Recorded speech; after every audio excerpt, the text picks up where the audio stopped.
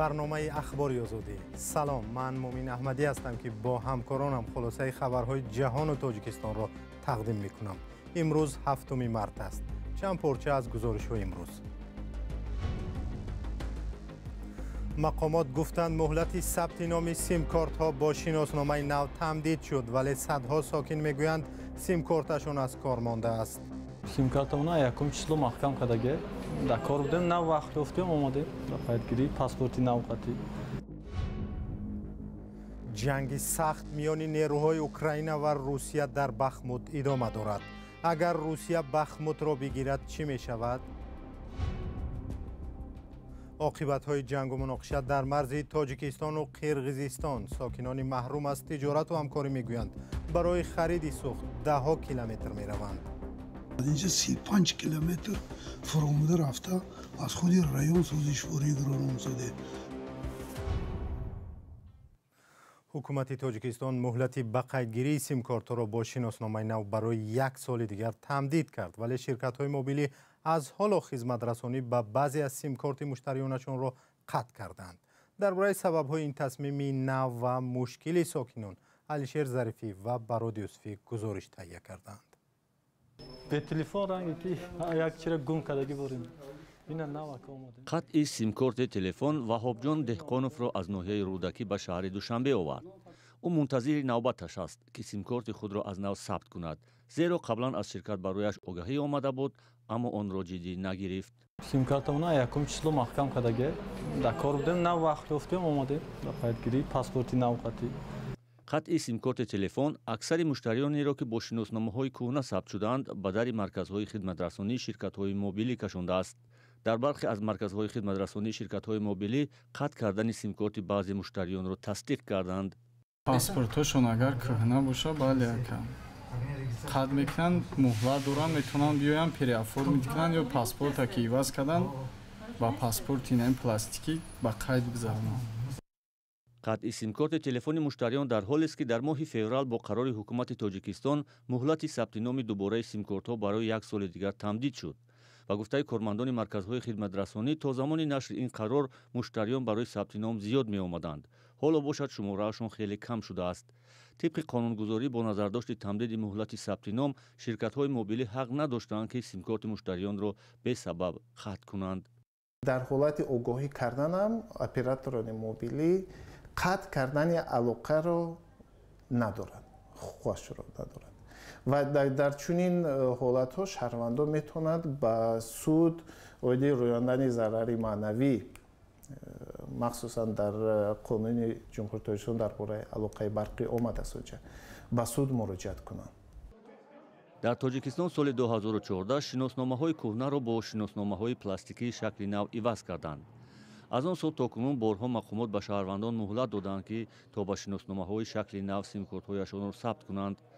مسئولان خدمات علاقه تاجیکستان ماه ینور امسال گفته بودند که بیش از 2 میلیون سیم کارت شرکت‌های موبیلی را صاحبانشان با شناسنامه‌های نو ثبت نکردند که از این آمار 882 هزارش فعال است. با اطلاع خدمات علاقه تاجیکستان در مجموع شماره عمومی مشتریان شرکت‌ها به 8.3 میلیون برابر است که از این 6.4 میلیون عددشان فعالند.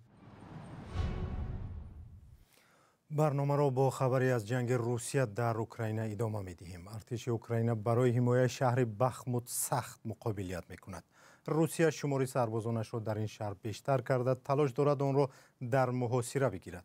مقامات اوکراین میگویند روسیه با سربازان زیاد و موشکباران پای در پای به بخموت حمله می‌کند. تفصیلات بیشتر در گزارش کیومرث عطا. مقامات اوکراین اعلام کردند که برای آزاد کردن بخموت از نیروهای روسیه جنگی سخت ادامه دارد. این شهر واقع در شرق اوکراین مورد هدف حمله های بی‌است روسیه قرار گرفته است. نتیجه درگیری در بخموت برای هر دو جانب در این جنگ 1 ساله حل کننده ارزیابی می شود. در حالی که نیروهای روسیه با محاصره بخموت خواستند نخستین دستاوردشان را در نیم سال اخیر نمایش بدهند، سربازان اوکراینی به آن مقابله کردند. پایان زمستان امسال شاهد نزاع‌های خونین در تمام دوره جنگ در اوکراین شد. یک فرمانده اوکراینی در بخموت این جنگ را دوزخ تصویر کرده است. سخنگوی یک قسم نظامی در این شهر گفت حمله های پی در پی روسیه تا هنوز ناکام بودند. معلوم است که حریفان کمبود مهمات جنگی دارند، ولی در هر صورت هنوز دارند. آنها میخوان زیربناهای ما راه و دسترسی به جایهای موضع گرفته نیروهای ما را خراب کنند، اما برای این ذخیره کافی ندارند. درگیری پرشدت و پرتاب هزارها سناریاد و موشک از خط شرق و جنوب جنگ ذخیره تیر و توپ هر دو جانب را کم کرده است. حالا متحدان اروپایی کیوف در اساس یک سازش تلاش دارند برای ادامه درگیری ها لوازمات جنگی خریده و دسترس کنند. کمبود دسترسی به لوازمات جنگی بین رهبری زرخریدهای روسیه یوگنی پریگوژین و رهبریت نظامی این کشور اختلاف به وجود آورده است. پریگوژین که ده ها هزار نفر را از محباس‌های روسیه به جنگ در اطراف بخمود سفربر کرده است، منصبداران وزارت دفاع روسیه را برای تامین نکردن جنگجویان با لوازمات جنگی به خیانت عیبدار کرد. وزارت این ادعای او را رد نمود.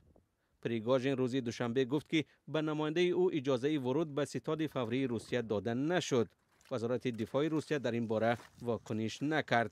با این حال روسیه در هفته‌های اخیر در جنگ تا جای پیشرفت دارد و تصرف بخمود را یک قدم مهم برای رسیدن به هدف اساسی خود یا اشغال قلمروی دانباس می‌داند. اما واشنگتن بر این است که حتی اگر روسیه موفق شود و این شهر را زیر دست خود بگیرد هم در جنگ پیشروی زیاده نخواهد داشت.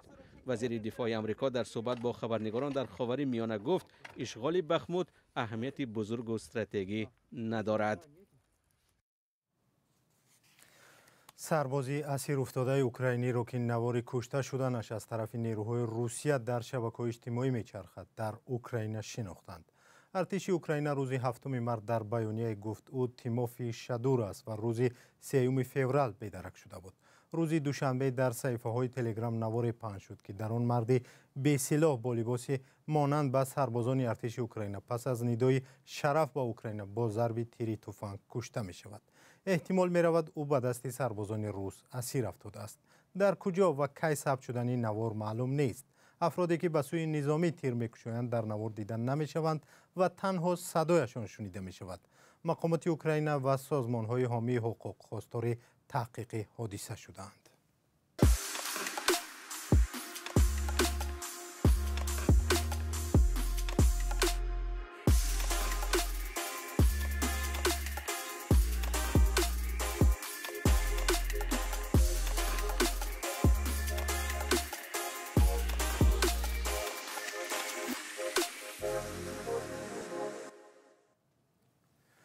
نزدیکان عبدالله شمس‌الدین پناهجوی تاجیک که از آلمان به تاجیکستان اخراج و بیدرک شد میگویند او با آنها زنگ زده گفته است در بازداشتگاه کمیته دولتی امنیت ملی تاجیکستان است.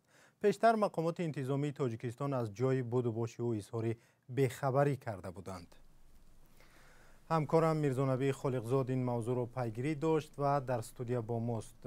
میرزانبی چگونه عبدالله توانسته است که از خودش درک دهد؟ سلام. بله مومین، عبدالله با تلفن به همسرش که در آلمان است زنگ زده گفته است که پروندهش را مفتشان کمیته امنیتی تاجیکستان بررسی دارند، ولی با کدام امتحان عیبدار است معلوم نیست. سمیه پیرو 7 مارس به رادیو آزادی گفت با شوهرش روز دوشنبه گپ زده است. ظاهراً به او اجازه دادند که صحبت کند چون از داخل بازداشتگاه بدون اجازه تماس تلفنی امکان پذیر نیست. رادیو آزادی نسخه صحبت را به دست آورد، اما مستقلانه تصحیح کرده نمیتواند که صدای عبدالله شمس‌الدین است یا کس دیگر. ولی همسرش میگوید در آغاز صدا را نشناخت، اما مطمئن است که با شوهرش صحبت داشته است. مقامات تاجیکستان بله عبدالله زنگ زد، صحبت کرد. اول در من صدایش را نشناختم. وقتی پرسان شدم که عبدالله خودت هستی، عبدالله گفت که بله منم بیمار هستم، صدایم گرفته است. ما صحبت کردیم، واقعا که عبدالله خودش به من زنگ زد. بله، مقامات تاجیکستان هیچگاه جای نگهداری او را نگفتند، پروندهش را هم شرح ندادند. به قبل همسرش عبدالله شمس‌الدین با 2 فرزندش نیز صحبت داشته است. همین است. ببینید میرزانبی، پس حالا معلوم نیست که سرنوشت او چی می شود، آزاد میکنند یا چی؟ همین سوال را همسرش به او داده است و عبدالله گفته است که حالا چیزی معلوم نیست. عبدالله شمسینی 32 ساله از سال 2009 در آلمان زندگی داشت، ولی او را ماه ژانویه امسال به تاجیکستان اخراج کردند و سببش را رسانه‌های آلمانی قانون شکنی نوشتند. پس از اخراج او همکاران و حامیان حقوق و بعضی از مخالفان تاجیک در آلمان گرد همایی کردند. آنها میترسند که عبدالله شمس‌الدین به سبب پیروی از حزب ممنوع نهضت اسلامی و هم پدرش شمس‌الدین سیدوف که در تاجیکستان غایبانه به زندان محکوم شده است، شکنجه و زندانی خواهد شد. پس از ممنوع و تروریستی اعلان شدن حزب نهضت در تاجیکستان، بسیاری از اعضا و جانبداران این و سازمان‌های دیگری سیاسی مخالف در اروپا از جمله آلمان پناهنده شدند. مقامات اروپایی عریضه نه همه آنها را میپذیرند. تشکر. همکارم میرزانبی خالقزاد صحبت میکرد. ساکنان دهاتی نزدیک سرحدی تاجیکستان و قرقیزستان از مناقشه‌های با تکرار در 2 سال اخیر نه تنها رنج زیاد کشیدند، بلکه تجارت دو طرفه را تقریبا از دست دادند. تا زمانی بسته بودن مرز، ساکنان دو طرف مرز به ممانعت از کشورهای یکدیگر مواد سوخت می گرفتند. حالا وضع دیگر است. فرزان محمدی گزارش دارد.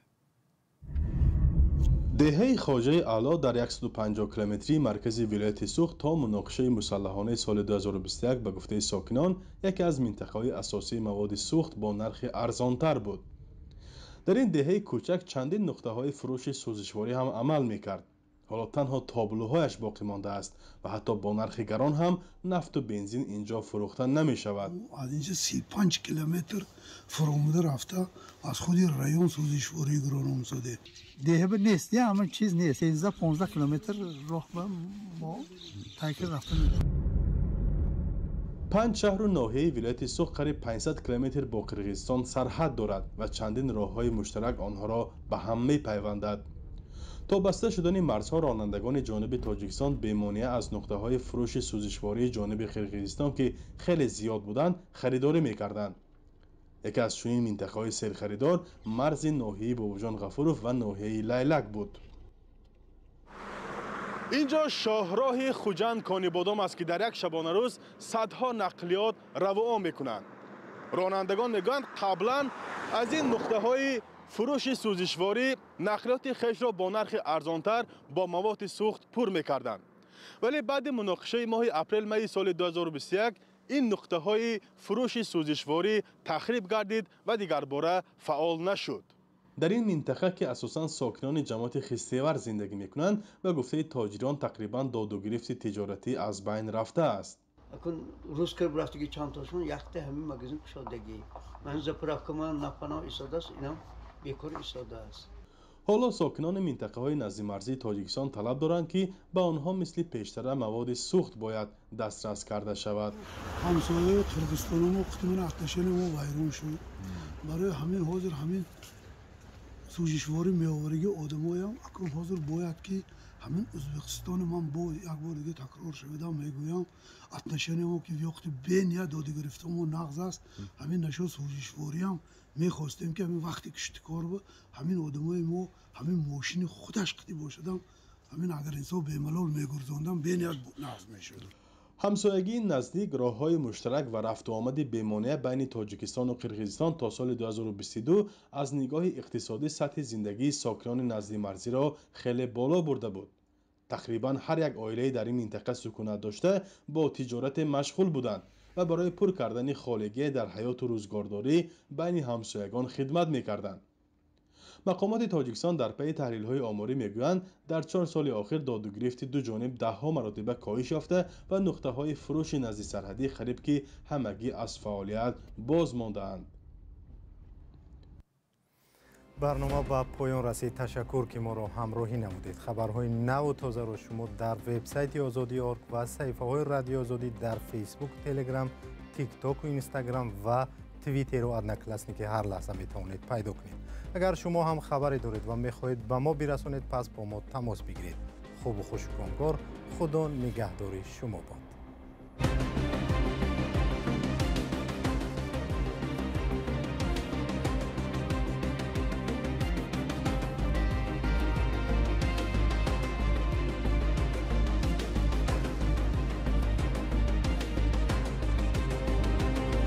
Radio Liberty, Praha.